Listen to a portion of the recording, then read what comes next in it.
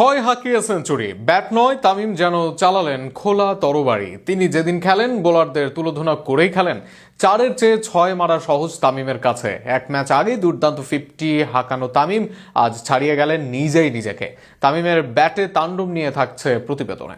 97 বলে 94 রান, এমন সময় এগিয়ে এসে সালমান আলী আঘার বলে বিশাল এক ছক্কা, আর তার সাথেই নিজের প্রথম ওডিআই শতক। প্রথম ম্যাচে 42 বলে 67 রান, দ্বিতীয় ম্যাচে বিদায় নিয়েছেন মাত্র 1 রানে। তবে সিরিজ নির্ধারণী ম্যাচে আজ যেন ব্যাট হাতে তরবারি চালালেন তানজিদ হাসান তামিম। তুলে নিলেন নিজের ষষ্ঠ অর্ধশতক। আজ শুরুতে ব্যাট করতে নামে বাংলাদেশ। ব্যাট করতে নেমে শুরু থেকেই চালিয়ে খেলেন তামিম। আগের দুই ম্যাচে রান না পাওয়া সাইফ দেখে শুনে খেললেও 4-6-এর সাথে ডিল করেছেন অন্য ওপেনার তামিম। নিজের খেলা প্রথম 47 বলের মধ্যে 28টি ডট খেলেও এই সময় 50 তুলে নেন তামিম।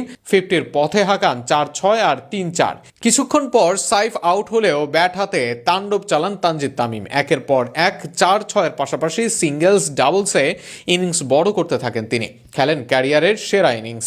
তামিম ভালো করলেও আজও মন জয় করতে পারেননি সাইফ হাসান।